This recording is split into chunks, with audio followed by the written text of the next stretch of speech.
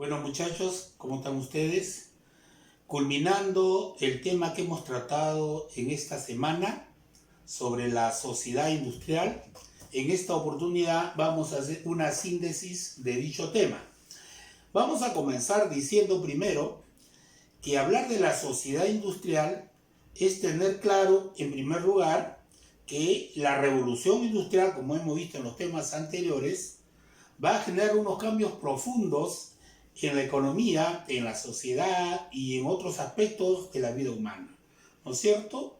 Pues bien, en la estructura social también se van a dar unos profundos cambios en la composición, en la naturaleza de los sectores sociales que van a surgir producto de esta transformación que se genera con la revolución industrial. Pues bien, en síntesis tenemos que hablar de la clase alta, la clase media y las clases populares, ¿correcto? Veamos, en cuanto a la clase alta, nos dice que en el siglo XVIII, en que se está dando esta transformación de la sociedad producto de esta revolución industrial que se está generando en el mundo, fundamentalmente en Europa, en los países desarrollados, va a estar conformada esta clase alta por los aristócratas y los burgueses, ¿correcto? Cuando hablamos de aristócratas, muchachos, hablamos de esa clase existente que fue la preeminente en lo que se llamó el Estado absoluto, es decir, en donde el rey era el que tenía el poder absoluto en la sociedad, legislaba, gobernaba y administraba justicia. El rey tenía como una estructura social a la nobleza y al alto clero. La nobleza conformada por los aristócratas, ¿correcto? Entonces, hablar de la aristocracia es hablar de una clase social que, con la venida de este progreso económico social que se da con la revolución industrial, se va a ver afectada en sus privilegios, es decir, va perdiendo poder.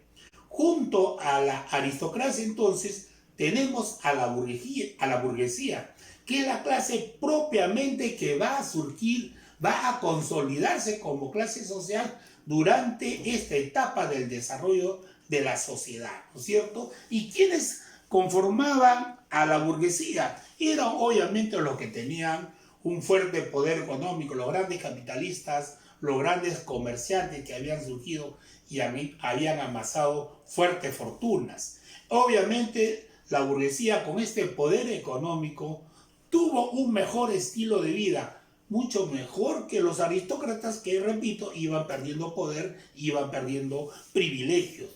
Este poder económico, obviamente, tenía que tener un sustento político, y eso es lo que se va a ir dando justamente en el siglo XVIII, en donde la burguesía, los burgueses van adquiriendo mayor poder político y obviamente poder cultural.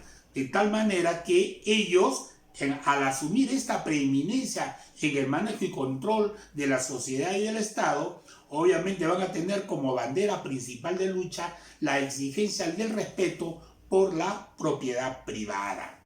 ¿Y quiénes conformaban la clase media?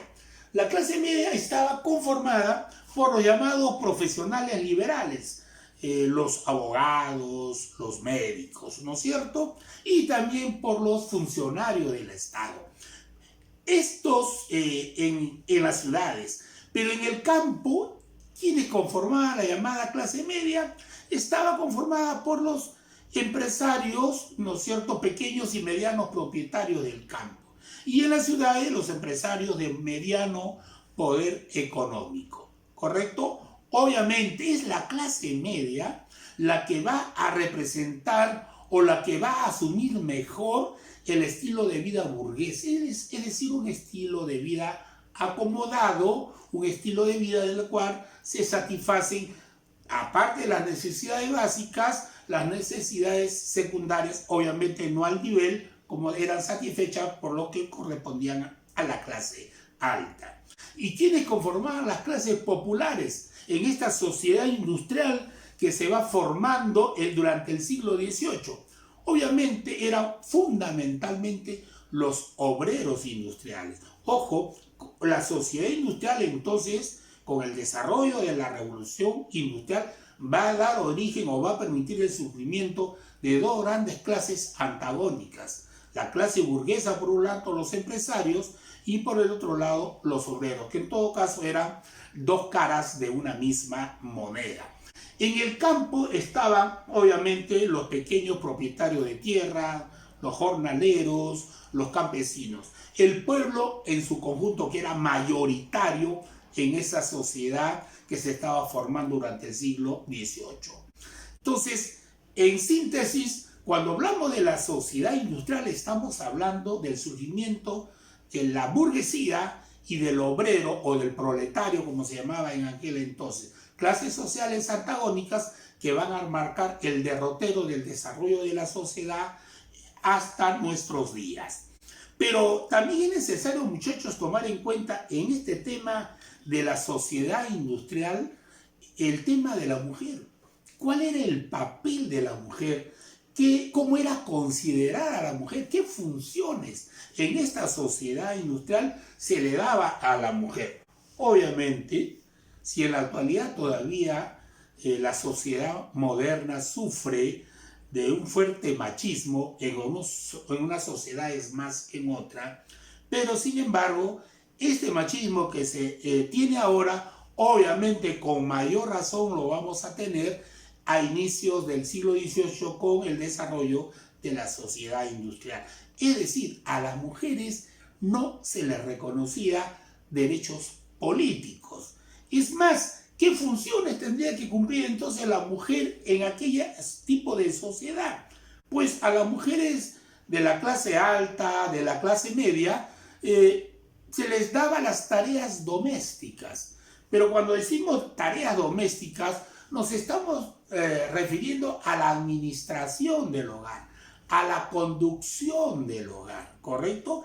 En ese sentido hablamos de tarea doméstica que le daban a la mujer de la clase alta y de la clase media. Y en cambio, ¿cuál era el papel y la función que se le daba a la mujer que pertenecía a los sectores populares? Obviamente, estas mujeres de la clase baja eran aquellas que necesaria y obligadamente tenían que trabajar porque la situación económica en aquel entonces era muy triste para los sectores populares, ¿no es cierto? Y no solamente trabajaba la mujer, obviamente los hombres trabajaban, sino también los niños, incluso los ancianos, y tenían que trabajar por 12, 14, hasta 16 horas diarias, ¿no es cierto? Su salario era bajísimo. Además que, aparte de tener que trabajar, se dedicaban a tareas domésticas, ¿no es cierto? Aparte de las que trabajaban en la fábrica, por ejemplo, desarrollaban tareas domésticas, empleadas domésticas, también las manufacturas o más adelante, ya entrando a fines del siglo XVIII y siglo XIX, oficinistas, auxiliares de oficinistas, secretarias, telefonistas, maestras, ¿no es cierto? Es decir, el papel de la mujer era un papel secundario. No se le reconocía los derechos políticos y los derechos civiles incluso también estaban muy limitados en la mujer en la sociedad de aquel entonces. Entonces, como ven, muchachos, la revolución industrial va a generar una transformación en las estructuras sociales y con eso va a darse también una nueva conformación y el poder político y económico va a cambiar, en donde la burguesía, el capitalista, va a asumir un poder mucho más preeminente. Y la mujer sigue siendo relegada a un papel secundario. Entonces, muchachos, he tratado de hacer en forma sintética el tema que hemos tratado durante nuestra semana.